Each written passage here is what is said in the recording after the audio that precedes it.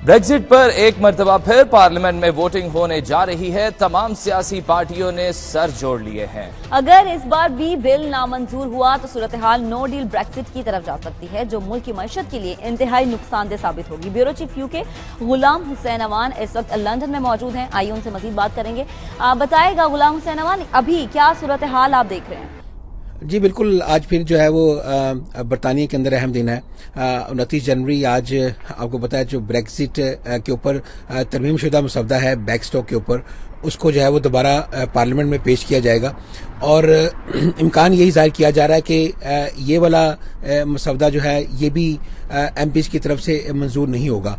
और इसके बाद जो है ये कहा जा रहा है कि 29 मार्च 2019 जो है वो चूंकि डेडलाइन है आर्टिकल 50 को ट्रिगर करने के लिए, तो अगर ना किया गया तो फिर नो डील की सूरत में अगर बरतानिया जो है वो यूरोपीय यूनियन से बाहर होगा तो उसका जो है वो बहुत ज़्यादा इम्पैक्ट्स होंगे बरतानिया की मईशत के ऊपर भी और यहाँ पर जितने कारोबार हैं उनके ऊपर भी।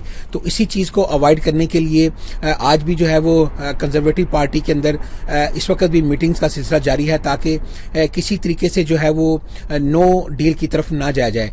लेकिन हालात जो है वो इस तरह के लग रहे हैं कि जो तरमीम शुदा ड्राफ्ट है वो भी मंजूर होने के चांसेस बहुत कम है।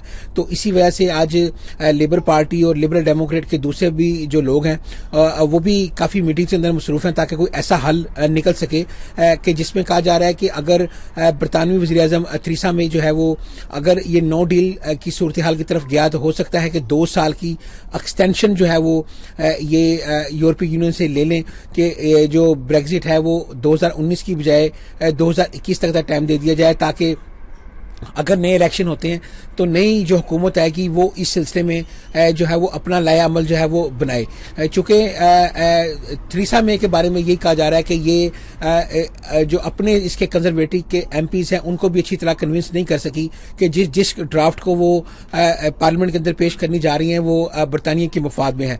यही वजह है कि स्कॉटलैंड और आयरलैंड की जो वहाँ पर लोकल पार्लियामेंट हैं वो भी इसको सपोर्ट नहीं कर रही और लेबर पार्टी भी नहीं कर रही। तो देखा जाए तो चारों तरफ से जो है वो थेरेसा मे के लिए ब्रेक्जिट ड्राफ्ट के हवाले से काफी मुश्किलात का सामना है।